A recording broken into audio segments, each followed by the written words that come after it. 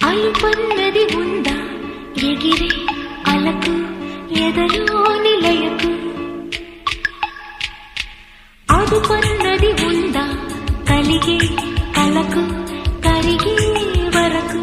మెలికలు తిరిగే